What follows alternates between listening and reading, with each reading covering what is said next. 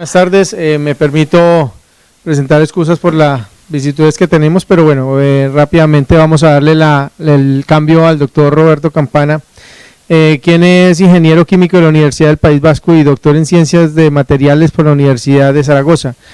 Tiene más de 17 años de experiencia en las tecnologías del hidrógeno, concretamente en los sistemas de óxido sólido. En el 2011 se incorporó al Centro Nacional del Hidrógeno aquí en España y desde 2017 es líder de la unidad de investigación del Centro Nacional del Hidrógeno, supervisando un equipo de 14 investigadores.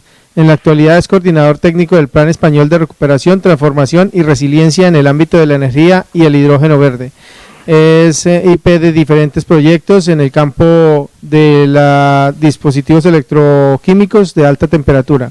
Miembro de diferentes comités nacionales e internacionales y revisor de revistas internacionales. Durante su etapa pre y postdoctoral ha realizado estancias de investigación en diferentes instituciones durante más de 24 meses. Le doy la palabra, doctor, bienvenido a el curso de Economía Circular, y le recuerdo que tenemos público de Latinoamérica y el público aquí presencial también de España. Tiene la palabra, doctor, muchas gracias por estar con nosotros. Muchas gracias por la presentación y bueno, buenas tardes y buenos días a todos. Vamos a hablar un poco sobre las posibilidades que ofrece el hidrógeno y su unión con el CO2 para proponer nuevas alternativas a los sectores industriales, o al menos a algunos sectores industriales. Tengo bastantes transparencias, voy a intentar ir un poco rápido para que nos dé tiempo a tener al menos una pequeña discusión al final. Bueno, simplemente marcar un pequeño índice, hablaremos sobre todo del hidrógeno, un poco a nivel mundial, nacional, un poquito sobre el centro en el que trabajo, lo que representa el hidrógeno como vector energético, unas breves transparencias sobre el CO2, captura, almacenamiento y usos, y luego hablaremos un poco de la cadena de valor del hidrógeno en cuanto a producción, almacenamiento y usos, algunos proyectos así explicativos, o bueno, donde se puede entender un poco el potencial que nos ofrece el hidrógeno y también algunos de ellos su unión con el CO2. Así que empezamos un poco rápido con lo que sería el hidrógeno a nivel mundial, nacional y demás. Bueno, en la actualidad se producen en torno a 90 a 100 millones de toneladas de hidrógeno y, como podéis ver aquí, casi todo el hidrógeno que se produce en la actualidad viene a partir de combustibles fósiles. Solamente un 4%, un 4 o 5% se produce a partir de electrólisis, que sería lo que conocemos como hidrógeno verde.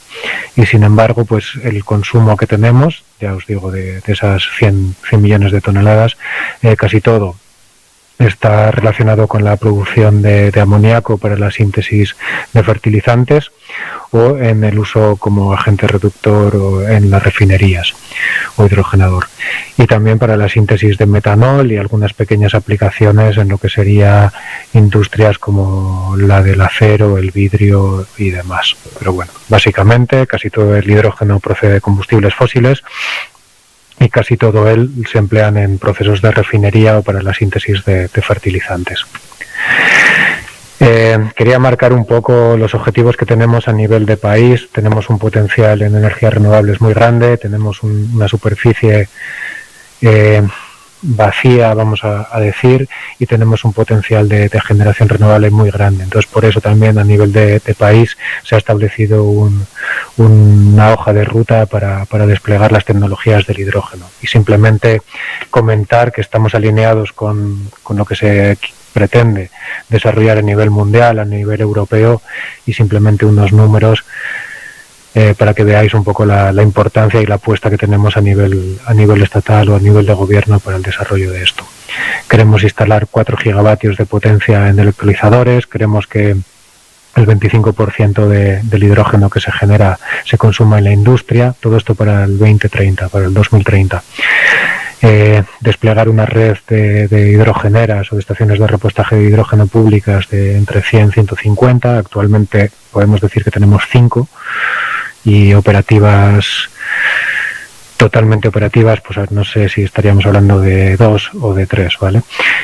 Una flota de autobuses, queremos tener al menos entre 150 o 200 autobuses de pila de combustible, desplegar una flota para el transporte pesado de entre 5 o 7.500 vehículos pesados, 2 líneas de transporte, de trenes propulsados con hidrógeno, y movilizar pues casi 9.000 millones de euros y abatir más de 4,6 millones de toneladas de CO2. Bueno, simplemente que sepáis que tenemos una hoja de ruta muy bien marcada a nivel de país, con unos objetivos muy ambiciosos, pero que gracias al potencial que tenemos en cuanto a generación de renovable y un potencial tecnológico fuerte, pues esperemos que seamos capaces de conseguir.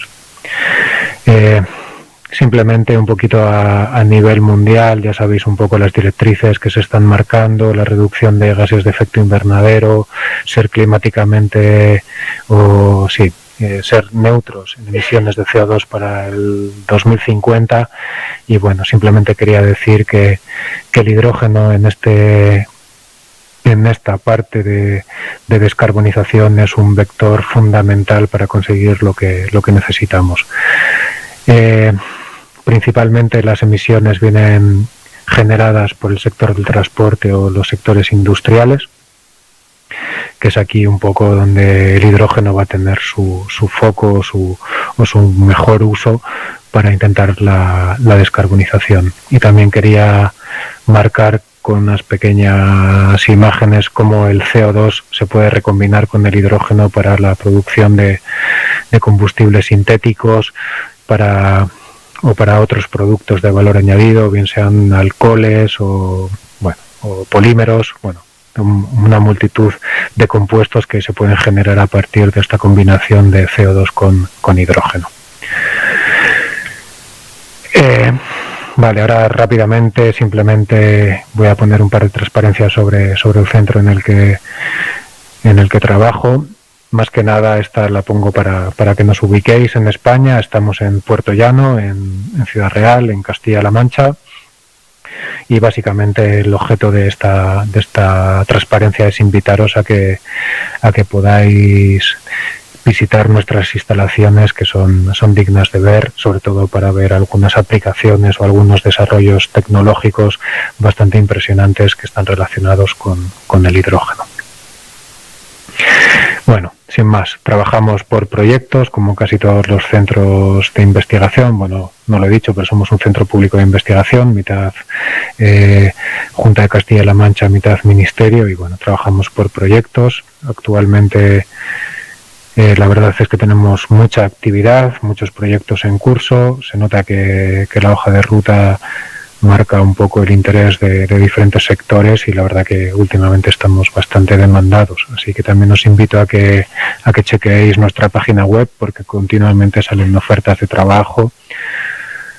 Y eso, que sepáis que ahora mismo el hidrógeno es un hot topic.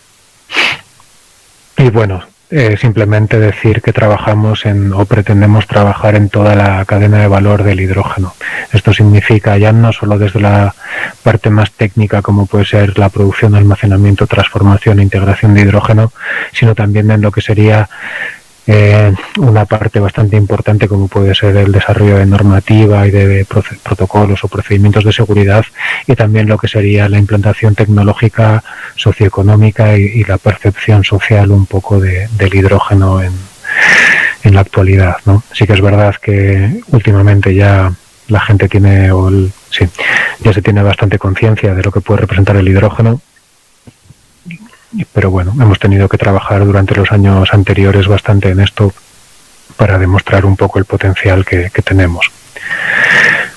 Vamos a pasar rápidamente a ver lo que puede representar el hidrógeno como vector energético.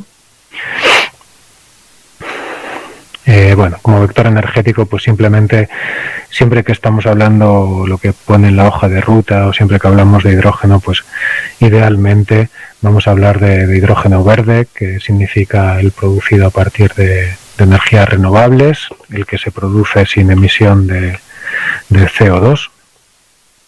Entonces lo vamos a producir por electrólisis, lo vamos a almacenar con diferentes métodos o gracias a diferentes tecnologías. como veremos un poco a continuación, y por último lo vamos a transformar de nuevo en electricidad por medio de pilas de combustible principalmente.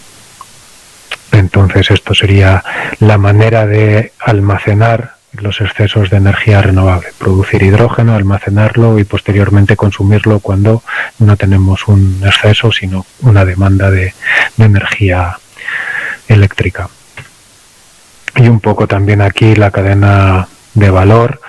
Aquí sí que me interesa matizar, a pesar de que en la actualidad hay muchos proyectos que se empeñan en meter soluciones de hidrógeno, tenemos que tener claro un poco cuáles son los órdenes en los que debemos llegar a la neutralidad climática, ¿no? a la neutralidad en emisiones de CO2.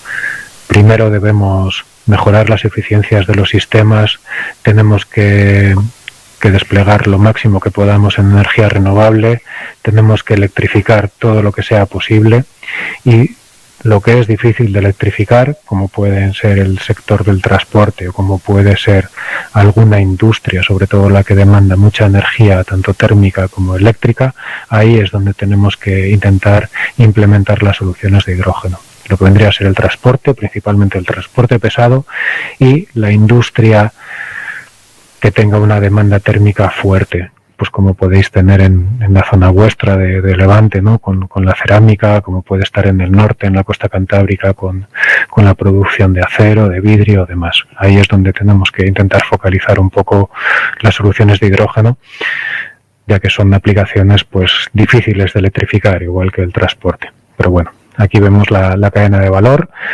generación de electricidad por vía renovable, empleo de estos excedentes para electrolizar agua, generar hidrógeno, lo podemos almacenar en diferentes métodos como veremos después, podemos hacer procesos de captura de CO2 y hacer procesos de metanación, podemos hacer blending de hidrógeno con gas natural para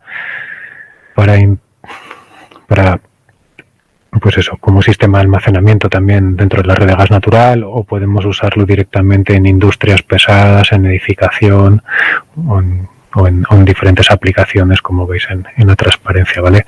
Pero tenemos que tener claro que el hidrógeno no tenemos que meterlo como la solución para todo, sino para lo que es difícil de electrificar.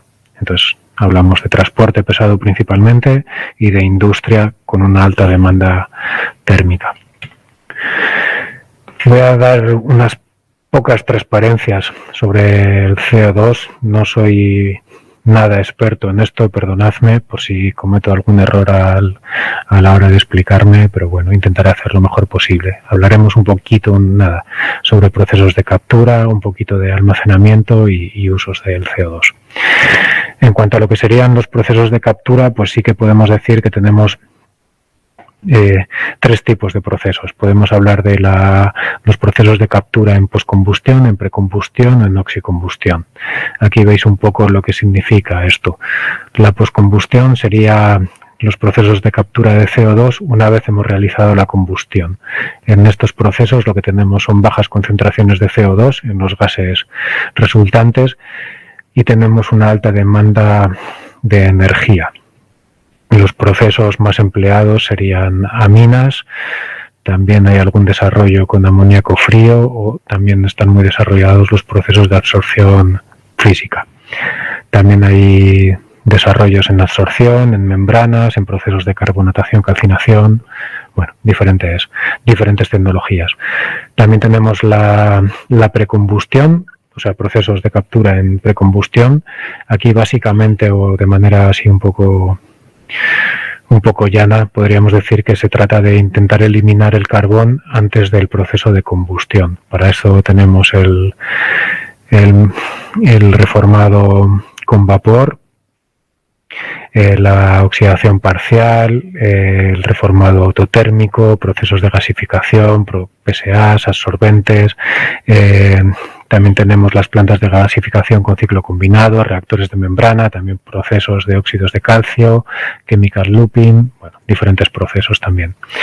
Y por último tendríamos la oxicombustión. Aquí el concepto sería intentar reducir el contenido de nitrógeno en el comburente, o sea, aumentar lo máximo posible la concentración de oxígeno para de esta manera ser capaces de obtener corrientes con una concentración muy alta de CO2 que puedan ser directamente comprimidas y almacenadas.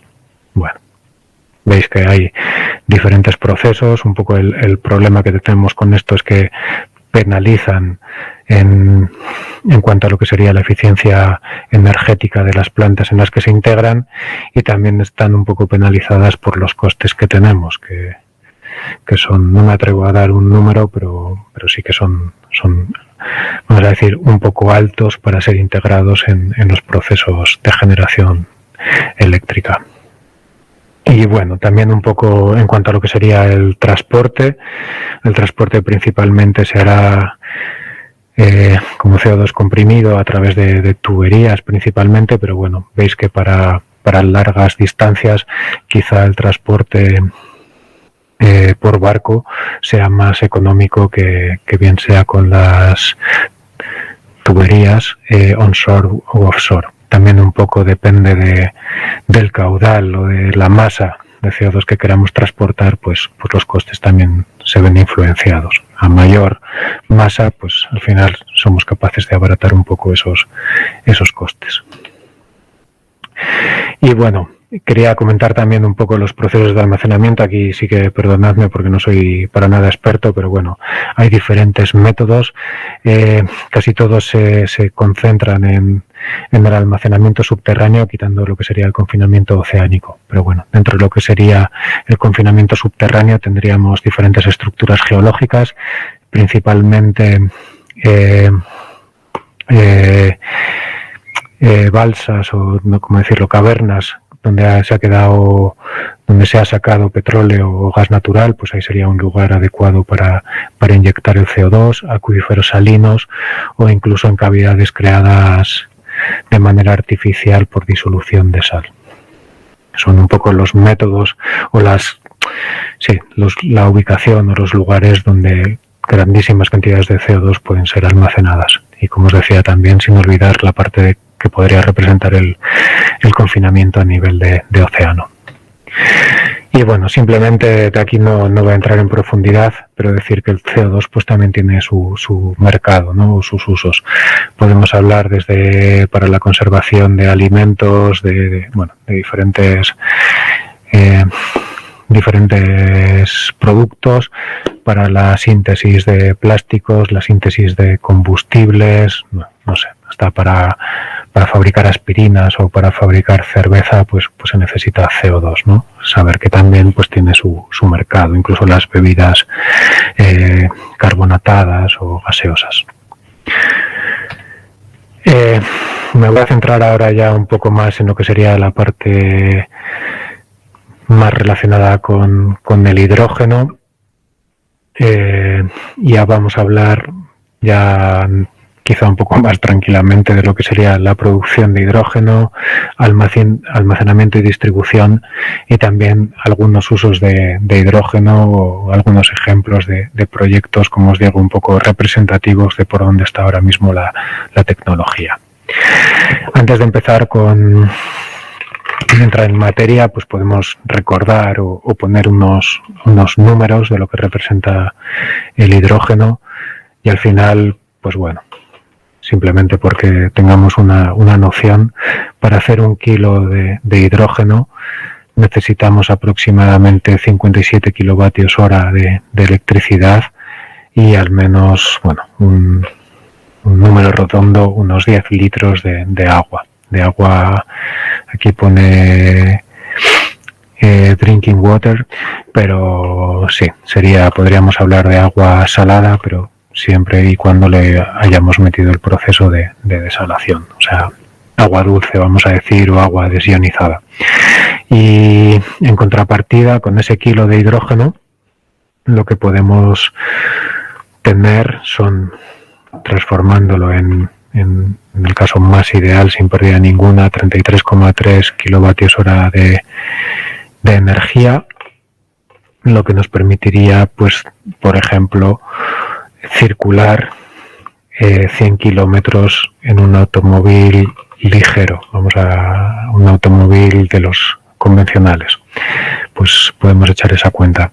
1 kilo de hidrógeno equivaldría a unos 5 litros, ¿no?, de gasolina o de diésel, en cuanto a lo que sería el sector de la movilidad. Bueno, también por ubicarnos un poco, ahora mismo se habla mucho de los colores del hidrógeno, pero bueno, por tener una clasificación, que sepáis que los colores del hidrógeno dependen un poco de los kilos de CO2 que emitimos para producir el kilo de hidrógeno, ¿vale? Cuando hablamos de hidrógeno negro, estamos hablando del hidrógeno más sucio. Como veis aquí, es el producido a partir de carbón mediante procesos de gasificación o a través de hidrocarburos pesados, pero aquí no hay ningún proceso de captura ni nada así. Y estamos emitiendo, creo recordar, que más de 12 kilos de CO2 por kilo de hidrógeno. Cuando hablamos de hidrógeno gris, es un equivalente, también partimos de gas natural o de otros hidrocarburos por procesos de reformado, pero en este caso nos estamos moviendo entre los 8 y los 12 kilos de CO2 por kilo de hidrógeno. El hidrógeno azul es un equivalente al hidrógeno gris, pero en este caso lo que hacemos es meter algún proceso de captura de CO2, con lo que reducimos esa cantidad de CO2 que emitimos por kilo. Entonces estaríamos hablando de 8 kilos hacia abajo. Y por último tenemos el hidrógeno verde, que sería el generado a partir de energía renovable. En este caso, en el caso más simple, pues podemos considerar que no estamos emitiendo nada de CO2 por kilo de hidrógeno. Esto también está en constante evolución y también últimamente se habla del hidrógeno turquesa, donde estaríamos hablando de procesos de pirólisis en combustibles fósiles, con lo que evitamos también la emisión de CO2, ¿no? También estaríamos hablando de un hidrógeno sin emisiones de CO2. Pero de manera general, cuando estamos hablando de un hidrógeno sin emisiones, hablamos de hidrógeno verde, el generado a partir de energía renovable, ¿vale? Y por método de electrólisis. Electrólisis, que sería pues esta transparencia, pretende mostrar un poco lo que sería el proceso de electrólisis. Ahora entraremos un poquito más en profundidad en la tecnología, pero bueno, es la reacción de separación de agua en hidrógeno y oxígeno gracias a la aplicación de energía eléctrica, no gracias a la aplicación de una diferencia de potencial.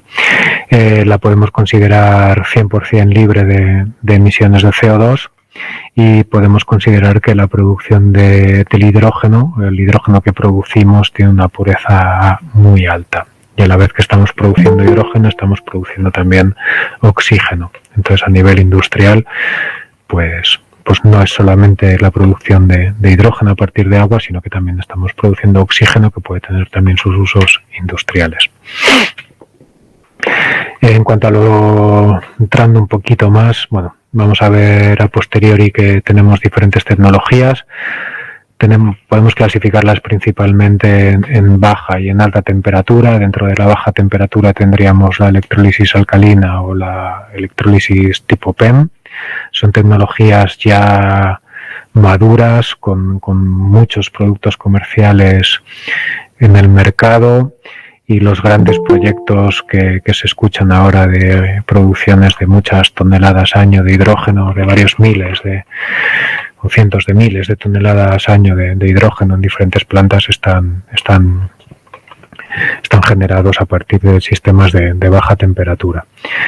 Pues los costes es algo que siempre se está moviendo, pero bueno, un poquito más baratos o menos costosos estaríamos hablando de la electrólisis alcalina, que podemos estar hablando sobre los 600 euros el megavatio, incluso menos, o sea, el kilovatio.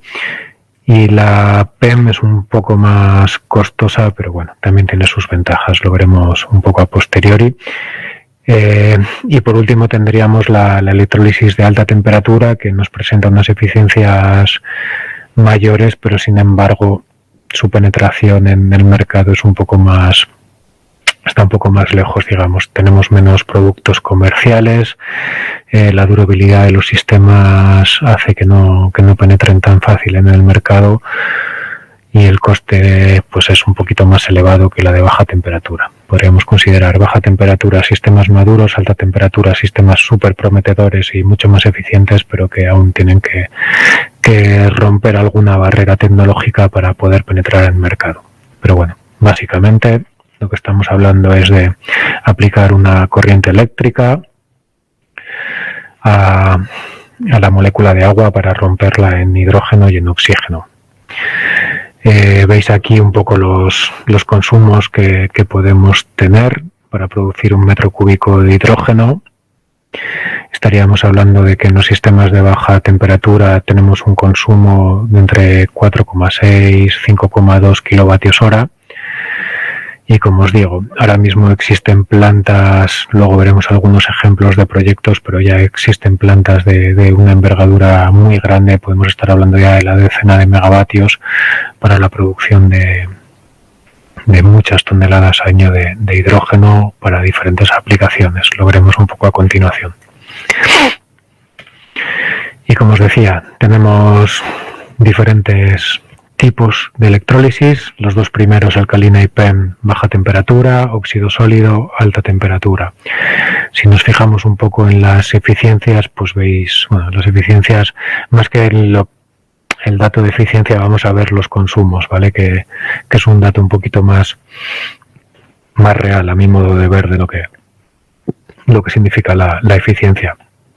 Y veis que para un metro cúbico de hidrógeno, pues en los sistemas de baja estamos hablando entre 4,3 hasta 5 kilovatios hora, y sin embargo en los de alta temperatura hablamos de bastante menos de 4, ¿no? Entre 3,2 y 3,7. La electrólisis alcalina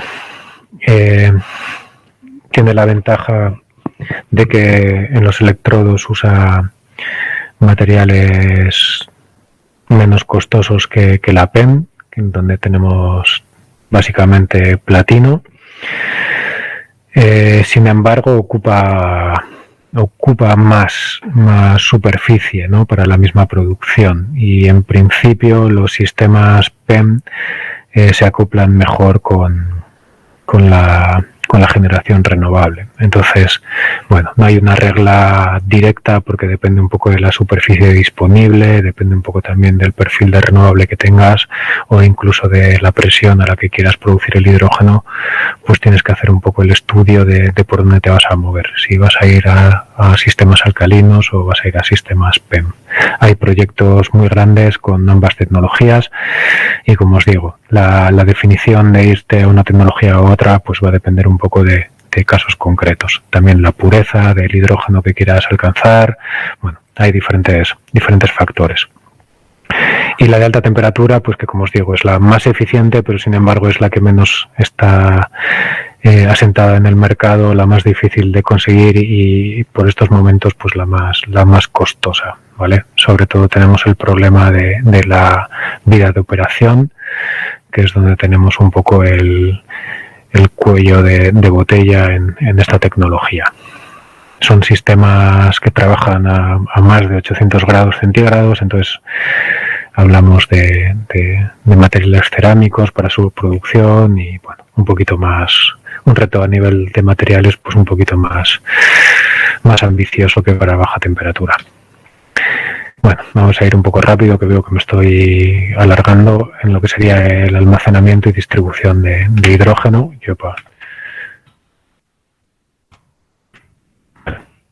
Se me pasa antes. Vale, perdonad. Tenemos diferentes métodos para el almacenamiento de hidrógeno. Tendríamos métodos físicos o métodos químicos principalmente, ¿no? Y luego hablaremos también del Power-to-X. En cuanto a lo que serían métodos físicos, tendremos el hidrógeno comprimido o el hidrógeno líquido, el criogénico. En cuanto a lo que serían almacenamiento en sustancias químicas o almacenamiento químico, pues tenemos desde materiales porosos hasta lo que podrían ser hidruros metálicos, líquidos orgánicos, bueno, diferentes compuestos que vamos a ver un poco a continuación. Pero sí que marcar que el almacenamiento físico está más asentado, las soluciones están más asentadas en el mercado y es lo más maduro, podemos decir. Los almacenamientos químicos son muy prometedores también, pero están en desarrollo, aunque sí que es verdad que hay algunos productos comerciales de ellos. Luego lo veremos también.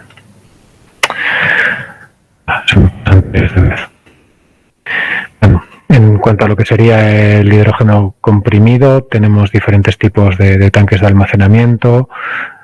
Tenemos tipo 1, tipo 2, tipo 3, tipo 4. Bueno, los dos primeros son base metálica, los dos segundos son base plástica, vamos a decir, o base polimérica. Tipo 1, tipo 2, bueno, como os digo, son metales. La diferencia entre el tipo 2 y el tipo 1 es un revestimiento de fibra de carbono que permite alcanzar presiones mayores. Podemos hablar en los tanques tipo 2 de presiones de hasta 1000 bares. En los tipo 3, tipo 4 lo que intentamos hacer es reducir el contenido de metal para reducir el peso. Están más enfocados a lo que sería la movilidad. Entre el tipo 3 y el tipo 4, pues la diferencia es que el tipo 3 tiene un liner, se dice en inglés, un cuerpo metálico revestido de fibra de carbono o fibra de vidrio, y en el caso del tipo 4, en lugar de tener una parte metálica, lo que tenemos es directamente un polímero que actúa como cuerpo, y luego también la fibra de carbono o de vidrio. Bueno, no lo he dicho, pero perdonad. Lo que nos interesa en los sistemas comprimidos por almacenar hidrógeno, bueno, el hidrógeno es el gas más ligero, entonces lo que nos interesa por almacenar, como hemos dicho antes, una buena densidad energética, nos interesa almacenar la máxima masa posible, ¿vale? Y para almacenar la máxima masa posible en un volumen, pues lo que tenemos que hacer es aumentar la densidad, y para eso lo que hacemos es aumentar la presión, básicamente. Para tener una buena densidad energética, pues tenemos que irnos a presiones muy altas, y por eso el tema de irnos a presiones tan altas. Tipo 3, tipo 4, movilidad, tipo 1, tipo 2, aplicaciones estacionarias. Y cuando hablamos de movilidad estamos hablando de, pues eso, de intentar montar tanques entre 350 y 700 bares para llevar una buena cantidad de hidrógeno. Luego lo veremos en alguna aplicación. Bueno, por un lado tendríamos el hidrógeno líquido, que nos daría una densidad energética mayor que el comprimido. Sin embargo, pues lo que tenemos es lo que veis aquí, ¿no? Tenemos que irnos a menos 253 grados centígrados o 20 Kelvin. Tenemos pérdidas por evaporación, y en este caso, pues el ser capaces de licuar el hidrógeno pues nos penaliza con un 30% de gasto de energía. O sea, es decir, de la energía que vamos a almacenar, el 30% de esa energía la hemos consumido en su propio almacenamiento, ¿vale? Sin embargo, pues sí que son unos sistemas adecuados cuando queremos almacenar mucho hidrógeno, tener grandes cantidades almacenadas. Pues bueno, tanques muy grandes de hidrógeno líquido pues puede ser relativamente ventajoso a nivel de costes. Sin embargo, como inconvenientes, pues lo que os digo, tenemos una penalización alta en lo que sería la energía que consumimos. Tenemos que manejar temperaturas muy bajas, las cargas de los recipientes son complejas, y sobre todo tenemos el fenómeno del boil off, que sería la evaporación, ¿vale?, de combustible simplemente con el tiempo, aunque sí que es verdad que los tanques están bastante mejorados y este boil off pues tampoco es tan grande. El almacenamiento químico, pues bueno, como os digo, son sistemas que son prometedores porque nos van a permitir altas capacidades gravimétricas y volumétricas de almacenamiento. En principio se consideran más seguros y también se regeneran de manera rentable y eficiente en sus ciclos, ¿no? O sea, se pueden hidrogenar o deshidrogenar pues con relativa robustez. El problema que tienen es que precisamente la deshidrogenación de los compuestos, bien sean hidruros o bien sean líquidos orgánicos, pues normalmente también va asociado con una penalización energética, ya que son procesos que se dan a alta temperatura. Entonces, es un poco lo que nos perjudica. En cuanto a hidruros metálicos, los desarrollos fundamentales están en intentar desarrollar aleaciones lo más ligeras posibles para evitar penalizar en el peso de los sistemas. Y en cuanto a los líquidos orgánicos, pues podemos hablar del metilciclopentano, como veis aquí, el N-etilcarbazol como ciclos que permiten la hidrogenación, deshidrogenación de estos compuestos. Y bueno, hablamos ahora de lo que sería el Power-to-X, que sería también una manera de almacenar energía o de almacenar el hidrógeno en forma de sustancia química, ¿vale? Podemos estar hablando de Power-to-Gas, podemos hablar de metano, podemos hablar de amoníaco, o incluso podríamos hablar del Power-to-Liquid, donde estaríamos hablando de almacenar el hidrógeno en metanol. Ahora veremos algún proyecto. Y bueno, simplemente por meter el concepto de lo que es tenemos el almacenaje, la distribución, pues la distribución de hidrógeno, fundamentalmente cuando hablamos de hidrógeno comprimido para aplicaciones de transporte, pues la hacemos a través de lo que son las hidrogeneras, que serían como las estaciones de repostaje de hidrógeno. Básicamente sería como repostar diésel o gasolina, pero hablar de hidrógeno. Lo que tenemos es el esquema que veis aquí, un electrolizador que genera normalmente el hidrógeno en torno a los 30 bares de presión. Tenemos un almacenamiento muy grande a baja presión, después tenemos una primera etapa de compresión que nos sube hasta 400-450 bares y una segunda etapa de compresión que nos puede llegar a subir la presión hasta casi 1000 bares. Esto hablando de vehículos ligeros, ¿no? Donde necesitamos llegar a 700 bares. Sí que iremos a hablar de transporte pesado, donde hablamos de repostajes a 350, pues en lugar de 400 y 1000 podemos hablar de 200 y 400 o 450. Bueno, como os decía, las presiones con las que se funcionan de manera normal para un vehículo ligero, los tanques van certificados a 700 bares, los tanques tipo 4. Luego veremos un poco qué cantidad, bueno, al final son 5 kilos que puedes meter en un par de tanques o 3 tanques para hacer para tener una autonomía de más de 600 kilómetros. En el transporte pesado, bien sean autobuses o ya podemos hablar de camiones, podemos hablar de trenes, podemos hablar de barcos, pues podríamos estar hablando de los 350 bares. Y para vehículos ligeros, pero bueno, esto quizá no tenga tanto sentido cuando existen las baterías en el estado de desarrollo que están actualmente, pero bueno, siempre hay algunos prototipos de bicicletas o de motocicletas pues donde la presión de repostaje está en torno a los 200 bares. Pero bueno, no he puesto la transparencia, pero vamos, sí que me interesa que recordéis o que sepáis que la solución de hidrógeno en el transporte está más encaminada a vehículos pesados, donde el hidrógeno puede competir mejor con las baterías o es más favorable que las baterías en cuanto a temas de peso, y sobre todo para vehículos también que quieran hacer distancias muy largas. Entonces, a más distancia y a más masa de vehículo es donde el hidrógeno se mueve mejor o donde es más óptimo que las baterías.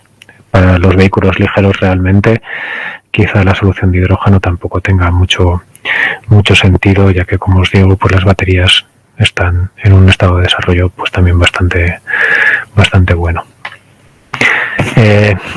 Bueno, aquí sin más, las unidades que puede haber dentro de una hidrogenera, pero vamos, tienes lo que os he dicho antes, lo que sería el electrolizador, una unidad de purificación, una primera etapa de almacenamiento a baja presión, compresión, el almacenamiento ya a más alta presión y después lo que sería el dispersar el hidrógeno, que realmente aquí, pues bueno, una diferencia con otro tipo de gases es que el hidrógeno, a medida que lo descomprimimos, se calienta y tenemos que meter ahí un chiller o un enfriador para no tener problemas de seguridad.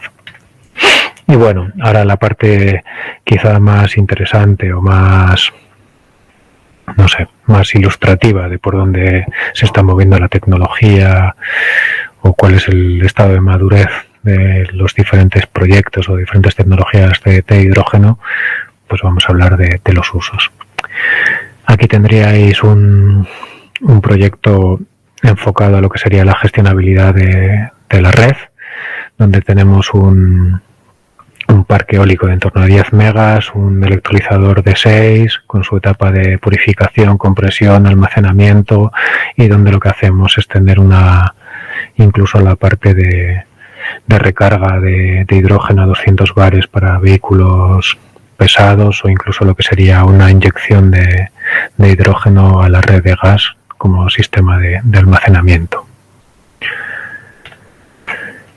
Bueno, dentro de lo que sería el blending de hidrógeno, que sería la inyección de hidrógeno a la red de gas natural, pues bueno, aquí decir que se está trabajando mucho en ello. Las empresas gasistas están intentando determinar el efecto que tiene el hidrógeno en la red de gas, ya no solo en lo que serían los metales que componen las tuberías, sino también en todo lo que sería la instrumentación, las juntas, un poco, pues bueno, diferentes componentes que tenemos, ¿vale?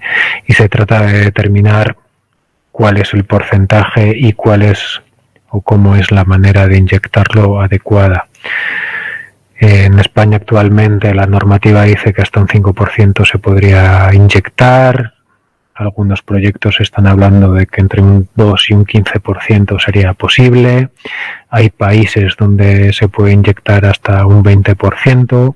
Bueno, hay un desarrollo y una investigación pues bastante fuerte en esto, porque podéis imaginar que a mayor cantidad de hidrógeno en la red de gas natural, en los procesos de combustión convencionales, pues lo que estamos haciendo también es disminuir esa emisión de CO2, ¿no? Entonces, depende de qué industrias, pues también es bastante interesante, ya no solo para almacenar el hidrógeno, sino también para con los sistemas convencionales o con los sistemas que tenemos ahora, reducir emisiones. Otro tipo de proyecto sería la generación de hidrógeno a partir de generación renovable y acoplarlo con una planta de generación de biogás, ¿vale? En este caso podemos tener un biogás, tenemos biogás, al final es metano con CO2. Este CO2 lo que podemos hacer es metanizarlo con el hidrógeno que hemos generado a partir de la electrólisis, ¿no? Y aumentar lo que sería la producción de biometano para directamente meterlo a la red de transporte o para usarlo en donde se necesite. Bueno, un poco en la línea de lo que hablábamos antes, tanto hemos dicho que en España vamos a tener entre 5 y 7.500 vehículos pesados de hidrógeno, autobuses, trenes y demás, pues bueno, que veáis que la tendencia en Europa es equivalente, ¿no? Tenemos el caso de Alemania, Francia, Reino Unido o Escandinavia, y veis que en todas estas áreas, tanto las HRS, que serían las Hydrogen Refueling Stations, como los FCV, que sería Fuel Cell Vehicles, pues tiene una expectativa de crecer muchísimo, ¿no? Igual que en España.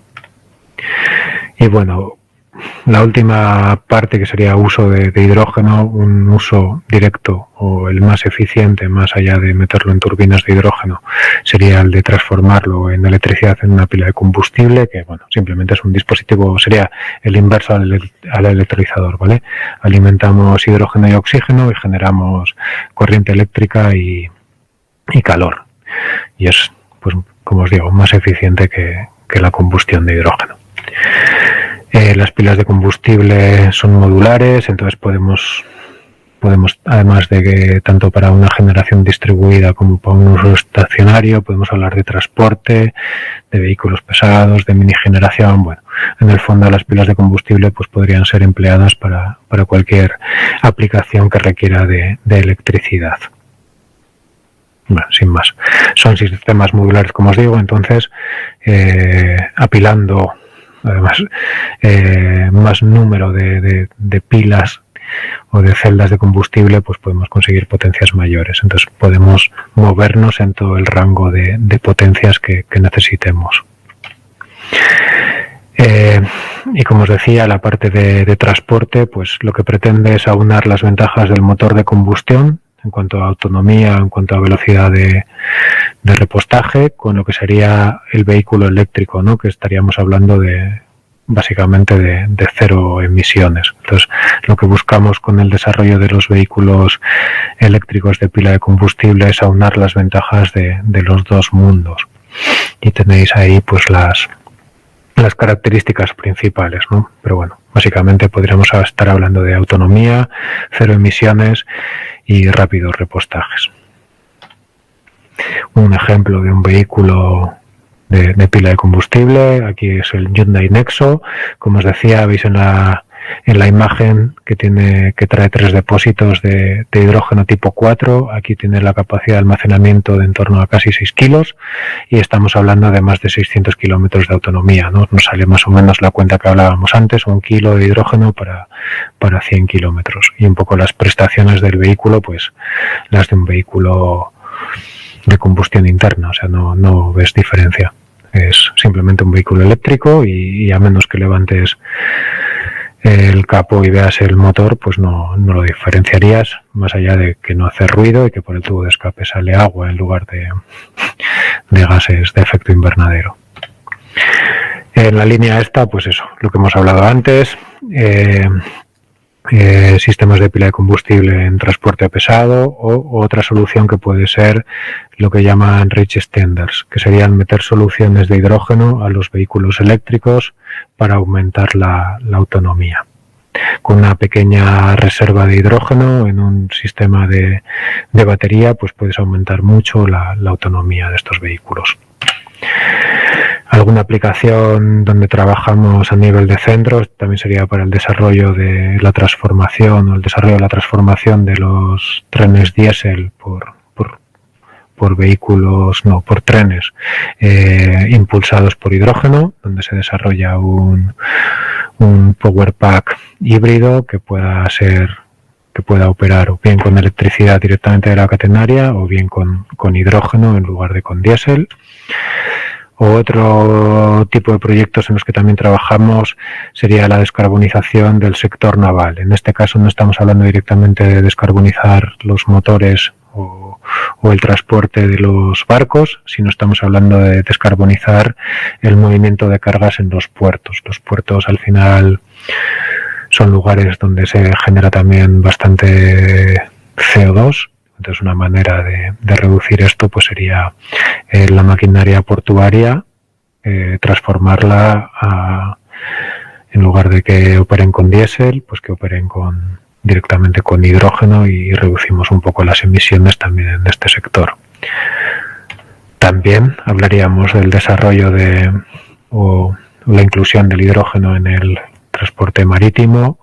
Ahí veis el Scandinavian Zero Emissions, que es un barco ya grande que va directamente propulsado por hidrógeno, o un proyecto más chiquitillo pero también muy chulo que sería el Energy Observer, que es un catamarán propulsado solamente con energía verde e hidrógeno, ¿vale?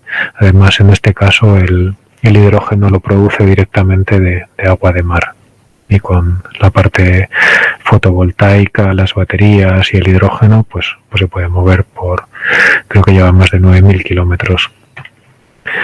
Otra aplicación sería residencial para la alta temperatura, hidrógeno, pues eso, para una casa, o gas natural o propano. Tenemos la ventaja de que los sistemas de alta temperatura son más versátiles en los combustibles. Pues eso, para dar la energía necesaria a un hogar común, pues un pequeño sistema de pila de combustible de alta temperatura para dar electricidad y agua caliente. Otro proyecto bastante chulo que sería un poco la mezcla de economía circular en su máximo término sería el procesos de tratamiento de aguas residuales, una EDAR. en la que a la vez que depuramos el agua de la ciudad, pues generamos biogás, y este biogás lo podemos alimentar a un sistema de pila de combustible a alta temperatura para generar electricidad. Y en la línea de esto, ahora mismo estamos desarrollando a nivel de centro, bueno, a nivel estatal también, un proyecto relacionado también con lo que sería la economía circular, una planta de tratamiento de residuos, en la que se va a generar también un biogás, se va a capturar el CO2 de ese biogás, que se va a combinar con hidrógeno verde producido a partir de electrólisis, y se va a incrementar la producción de biometano, o vamos a hacer también algún producto de valor añadido a partir de este CO2 y este hidrógeno con diferentes métodos. Y otro proyecto que recientemente nos han concedido, que está también un poco enlazado al uso del CO2 y de los electrolizadores de alta temperatura. Esto sería un proceso de electrólisis de alta temperatura en el que el combustible va a ser vapor de agua y CO2 para generar un gas de síntesis. O sea, emplear un poco la tecnología electroquímica y usar el CO2 como combustible, vamos a decir, para la generación de un gas de síntesis, y también intentar potenciar un poco todo el tema de economía circular. Otro proyecto donde el hidrógeno verde se usa para la síntesis de amoníaco o para la síntesis de fertilizantes. Aquí se captura nitrógeno del aire, a partir del agua se genera el hidrógeno y generamos amoníaco. Eso sería el proyecto que ahora mismo es el proyecto nacional más grande o con una potencia mayor instalada de electrólisis, que es el que se viene desarrollando aquí en Puerto Llano, en la planta de Fertiberia, que es un consorcio entre Iberdrola y Fertiberia, y donde tienen instalados 20 megavatios de electrólisis PEM para la síntesis de amoníaco y la posterior transformación de este amoníaco en fertilizantes sin emisiones de CO2. Y un último proyecto donde el hidrógeno renovable se combina con el CO2 para fabricar metanol, lo que esto conlleva, ¿no? Pues se pueden producir combustibles sintéticos para aviación, para la industria, para el sector doméstico o para el transporte también. Y esto es todo. Perdonad que han sido muchas transparencias, he tenido que ir muy rápido, pero vamos, ahora podemos discutir lo que queráis. Y muchas gracias por la atención. Tenemos una pregunta. Hola, muchas gracias por la intervención, y quería, en vista a lo que comentas, parece que la industria de la fabricación o la fabricación del hidrógeno es algo ya bastante maduro, y lo que me ha sorprendido es que has comentado algo sobre el platino y sobre su utilización, pero no sé en qué fase del proceso o en qué cantidades podría intervenir. Por si podías puntualizar algo más, visto que el platino se produce por países que ahora mismo no sé si están mucho por ayudar o no sé. Algo así, ¿vale? Sí, ok, comprendido. Sí, básicamente el platino es la base de los sistemas de baja temperatura, concretamente de los PEM, ¿vale? Los que son más flexibles en cuanto a su operación con las renovables. Sí que es verdad que el reciclado de platino ahora mismo ya se consigue en unos porcentajes grandísimos, o sea, más del 90 y pico % del platino que uses en un sistema se puede reciclar. Sí que es verdad que, pero bueno, igual que muchas otras cosas, ¿no? Porque cuando estamos hablando del desarrollo de los molinos o de los aerogeneradores, pues también tenemos ahí los imanes que también se generan fuera de España. Cuando estamos hablando de semiconductores, cuando estamos hablando de cualquier cosa, pues tenemos esa problemática, ¿no? Por eso también tenemos las convocatorias estas de raw materials a nivel europeo. Pero sí que una limitación o un punto de desarrollo de las tecnologías del hidrógeno estarían en reducir la medida de lo posible el uso de platino en los electrodos, pero es algo complicado, sobre todo para la parte de la reacción del oxígeno es muy complicado. Hacerlo técnicas de deposición más eficientes, pero bueno, estamos hablando de que en el fondo gastamos microgramos por centímetro cuadrado, aunque sí que es verdad que los sistemas de electrólisis ya de megavatios pues tienen bastantes metros cuadrados, pero sí que está muy optimizado el uso o la utilización de platino dentro de estos electrodos, pero sí que es una limitación. Por eso también la tendencia es intentar unir las ventajas de la alcalina con la PEM, que serían las AEM, las Anionic Exchange Membranes, donde intentarías evitar el uso de platino, ir a electrodos en base a los alcalinos, que son más níquel o hierro-níquel, y intentar evitar eso. Pero sí que son sistemas ya grandes, se ven muchos proyectos donde se aplica la tecnología madura de la electrólisis, ¿no? Hasta hace poco el hidrógeno parecía ciencia ficción, quitando para la gente que lo produce desde hace mucho tiempo, sobre todo el gris, pero vamos, que sí que está muy asentado y un poco la limitación más grande que tenemos es esa, el uso de platino en los electrodos. Pero ya te digo que no es tampoco tan... O sea, es crítica, pero no insalvable.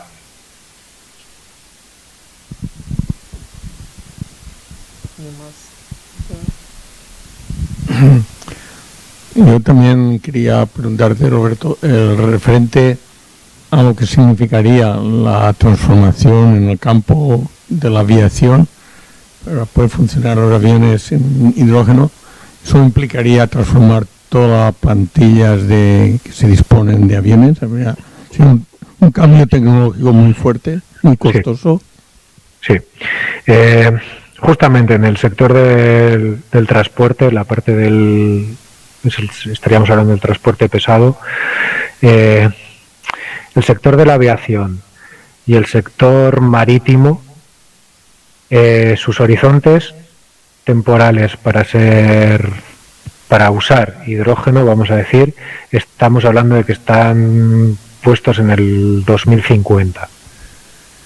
Y quizás no sean exclusivamente en base a hidrógeno, sino sí a combustibles sintéticos, base hidrógeno y seguramente base CO2, ¿no? O sea, los SAF, que llaman ahora los Sustainable Aviation Fuels, puede ser el paso previo. Pero sí que te puedo decir que las empresas de los sectores de la aviación ya están desarrollando sus sistemas de pila de combustible, se están preparando en todo el tema del hidrógeno líquido y van forzadas a ser climáticamente neutras también. Entonces, supongo que ahí la solución va a ser a un poquito más largo plazo que en otros sectores donde pueda ser más fácil la solución, pero sí que se está moviendo hacia ahí. Quizás los tiempos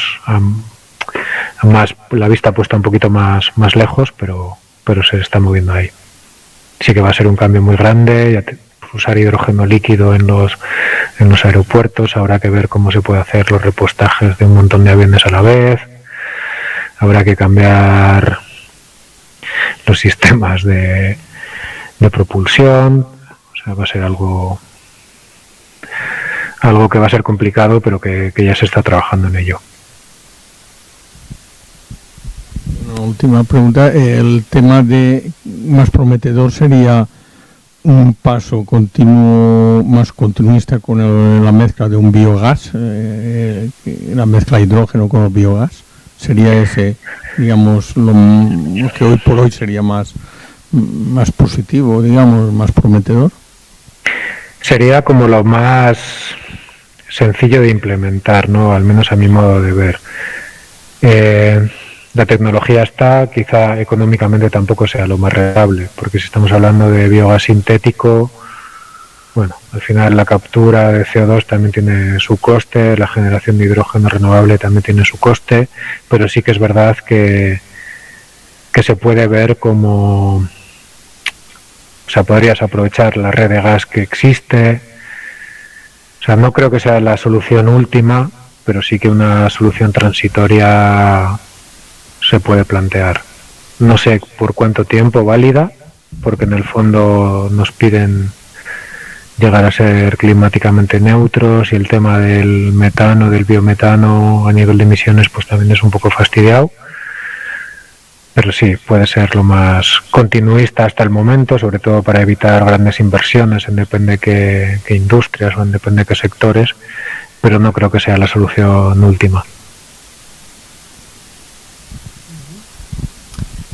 Bueno, muchísimas gracias, doctor, por tan interesante y concisa presentación.